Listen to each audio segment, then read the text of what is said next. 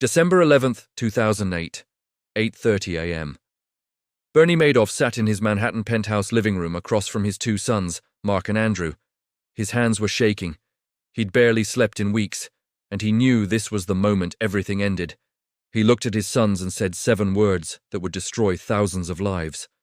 "There is no innocent explanation. It's all been one big lie." His sons stared at him in shock.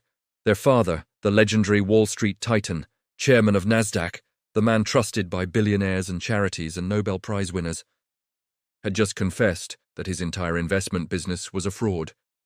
There was no sophisticated trading strategy, no special access to deals, no financial genius, just a Ponzi scheme, and $65 billion was gone, vanished, never existed, stolen over 30 years from thousands of people who trusted him completely. Mark and Andrew called the FBI immediately. By noon, federal agents were at the penthouse. By evening, Bernie Madoff was in handcuffs. And by morning, the world knew that the biggest financial fraud in American history had just exploded. If you want to understand how the greatest financial fraud in history happened and why trusting the wrong advisor can destroy your entire life, hit that subscribe button and smash that like button right now. Drop a comment telling me if you've ever trusted a financial advisor with your money, because Bernie Madoff's story will show you exactly why trust without verification is financial suicide, and the victims include some of the smartest, richest, most sophisticated people in the world. Let me tell you about Elie Wiesel, Holocaust survivor, Nobel Peace Prize winner. One of the most respected moral voices of the 20th century, he trusted Bernie Madoff with his entire life savings and his foundation's money, $15.2 million total. Elie had known Bernie for years. They were members of the same country club. Their wives were friends. Bernie seemed trustworthy, successful. Everyone said he was a genius. Returns were steady, year after year, 10 to 12% annually. Never spectacular, but always consistent, never a down year even when the market crashed. When Madoff was arrested, Elie Wiesel's accountant called with news. Everything was gone. $15.2 million disappeared, didn't exist, never existed. Elie was 80 years old. His life savings stolen by a man he'd trusted, a man he'd sat next to at charity dinners, a man whose wife had hosted him for lunch. Elie Wiesel, who survived Auschwitz, who rebuilt his life, who won the Nobel Prize, lost everything to a con man in a nice suit. And when reporters asked him about it, he said, "We thought he was God, we trusted him with our lives." Or let me tell you about Mort Zuckerman, billionaire real estate developer, owner of the New York Daily News and U.S. News and World Report, one of the most successful businessmen in America, sophisticated, smart, connected. He had $25 million invested with Madoff. Gone. And when asked how this happened to someone as smart as him, he said, "Everyone who knew anything about Wall Street had money with Bernie.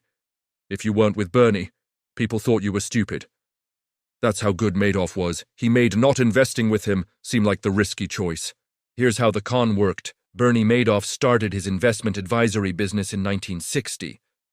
For years it was legitimate. He was making real trades, building real wealth for clients.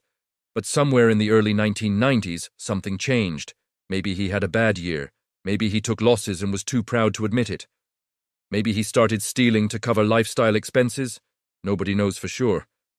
But Bernie stopped actually investing client money. Instead, he just took new investor money and used it to pay returns to old investors. The classic Ponzi scheme named after Charles Ponzi, who did the same thing in 1920. But Bernie elevated it to an art form. He didn't promise unrealistic returns, like most Ponzi schemes. No 50% annual gains, no get-rich-quick promises, just steady, boring, consistent 10 to 12% per year. Exactly what sophisticated investors wanted. Not too good to be true, just good enough to be attractive, and he made it exclusive. You couldn't just call Bernie and invest. You had to be referred by an existing client. You had to be vetted, approved, brought into the club.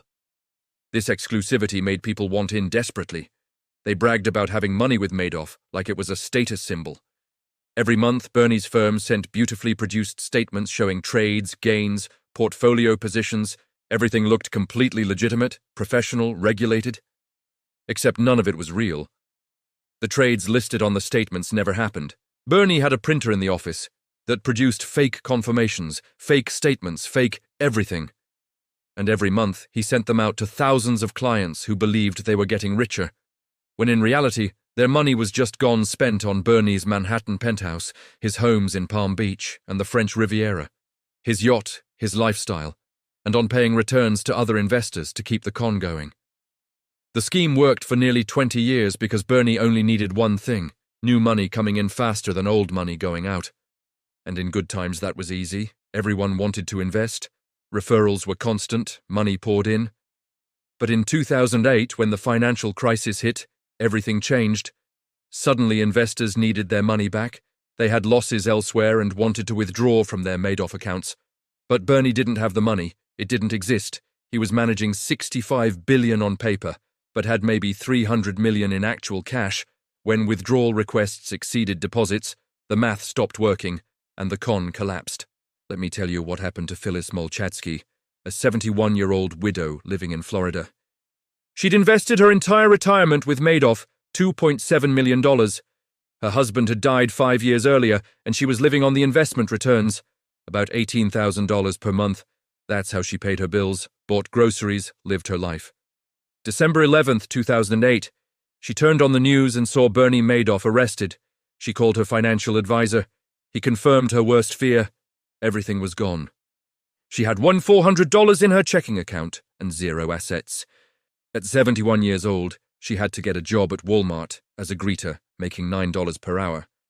She lost her home, moved into a small apartment, and spent her remaining years working 40 hours per week in retirement because a man she trusted had stolen everything. Or consider the Wilpon family, owners of the New York Mets baseball team. They had $500 million with Madoff when the fraud was exposed. They not only lost that money, they got sued by the bankruptcy trustee for the fake profits they'd withdrawn over the years. They had to pay back $162 million in what the court called fictitious profits money they thought they'd earned, but that never existed. They almost had to sell the Mets to pay the settlement, a family business nearly destroyed, because they trusted Bernie.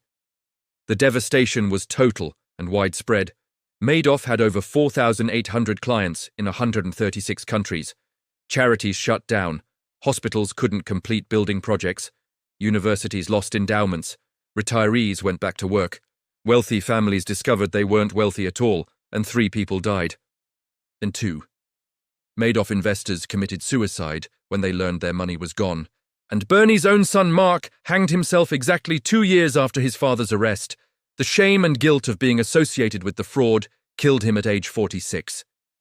Bernie Madoff was sentenced to 150 years in prison.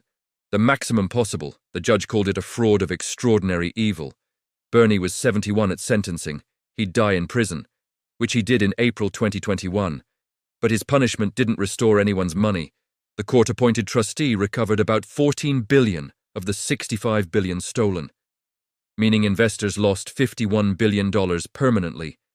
Thousands of people who trusted Bernie Madoff, who did their due diligence, who checked his credentials, his reputation, his NASDAQ chairmanship, his charitable work, lost everything anyway, because the con was too good, and they trusted too completely. So what's the lesson?